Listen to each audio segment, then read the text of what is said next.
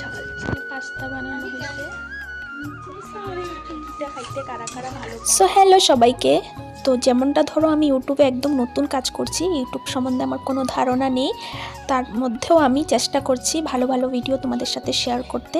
Please তোমরা সবাই ভিডিওগুলো পুরো দেখবে, একটু কমেন্ট আর একটু লাইক করে দিও, আর পারলে একটু চ্যানেলটাকে সাবস্ক্রাইব করে দিও।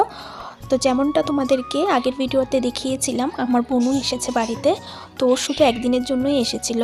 তো আজকে বিকেলে মা বাবারাও আসবে।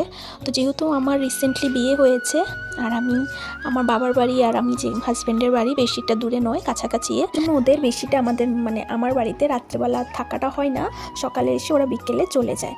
আর কাছাকাছি বলে সবার কাজকর্ম থাকে, বোনুর যেমনটা ধরো কলেজ থাকে, বাবার বিজনেস থাকে, তো তার জন্য ওরা কেউই থাকতে পারে না আমার বাড়িতে এসে, রাত্রে চলে যায়।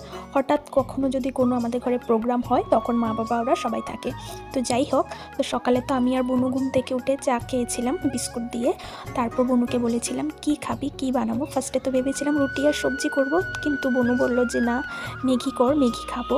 তো আবার আমাকে বলেছে যে যদি ম্যাগি করিস তাহলে বয়েল ম্যাগিটাই করবি, কারণ ও একটু তেলে ভাজা ম্যাগিটা পছন্দ করে না। প্লিজ না উঠাইছে,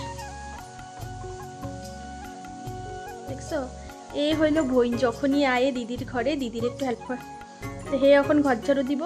যেহেতু সানডে ছিল, আমার হাজব্যান্ডও বাড়িতে থাকার কারণে তো আমরা তিনজনই ম্যাগি খেয়েছি। আর আমার শ্বশুর বাড়িতে আমি আর হাজব্যান্ডই থাকি, তো বোনও এসেছিল, তো আমাদেরকে টোটাল 3 জন, তো এখন 3 জনের জন্যই ম্যাগি করেছিলাম।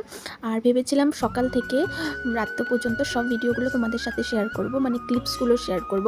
তো যেমনটা এত ব্যস্ত হয়ে গেছি, তো ভিডিওগুলো কন্টিনিউ করতে পারিনি। তো বিকেলে কী কী রান্না করেছিলাম সেই ভিডিওগুলোই তোমাদের সাথে শেয়ার করব। তো যেহেতু সন্ধ্যা হয়ে গিয়েছিল আর মা বাবা এসেছে, তো ওদেরকে ভেবেছিলাম ভিডিওতে নেব। তো সবারই একটা পার্সোনাল ইচ্ছে থাকে, তো মা বাবারও ভিডিওতে আসতে চায় না, তার জন্য আমি যে আসতে চাই না ওকে কখনো ভিডিওতে ফোর্স করে নিই না। তো এখানে আমি চা খেয়ে নিয়েছিলাম, তারপর বানাচ্ছিলাম হচ্ছে পাস্তা। আর যেহেতু মা ওরা রাত্রে চলে যাবে তার জন্য রান্নাটা একটু জলদি বসিয়েছিলাম।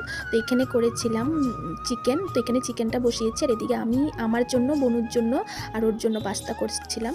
তো এটা হচ্ছে চিজি পাস্তা, যেটা খেতে আমার একদমই ভালো লাগেনি। হয়তো অনেকেরই ভালো লাগে, কিন্তু আমার কেন জানি টেস্টটা ওরকম এতটা ভালো লাগেনি। এখানে হচ্ছে চিকেন রান্না করছি আমি। এখানে পাস্তা বানানো হয়েছে, হোয়াইট পাস্তা। কি পাস্তাটার নাম ভুলে গেছি, হোয়াইট চিজি পাস্তা। তো এখন হইতেছে সন্ধ্যার টিফিন, আর এদিকে আছে আমার চা। তখন একটা খায়া দেখি সবাই কি কয় আমারে। চলো। তো এখানে দেখো আমার হাজব্যান্ড আমার সাথে লাগালাগি করছিল, আমার পাস্তার বাটিটা সরিয়ে রেখে দিয়েছিল। এত শয়তান, সবসময় আমার সাথে ফাজলামি করতে থাকে। তো এখানে আমি যখন খাচ্ছিলাম তো আমার এতটা ভালো লাগেনি, আর হাজব্যান্ডের তো আরও আগে লাগবে না, কারণ ওইগুলো ভালো পায় না খেতে। তো ওকে আমি বলছিলাম না না খুব টেস্ট, তুমি খেয়ে দেখো, কিন্তু সত্যি বলতে এতটা ভালো ছিল না খেতে। তো এখানে চা খেয়েছি আর পাস্তা। যেহেতু অনেকটা রাত্র হয়ে গিয়েছিল তার জন্য আমি জলদি রান্না বাড়া করে নিয়েছিলাম, যেহেতু মা বাবা খেয়ে বাড়ি যাবে। তো বোনু বলছিল বিরিয়ানি খাবে, তাই ওর জন্য বিরিয়ানি করা হয়েছিল। আর এমনি তো সবার জন্য চিকেন করাই হয়েছিল।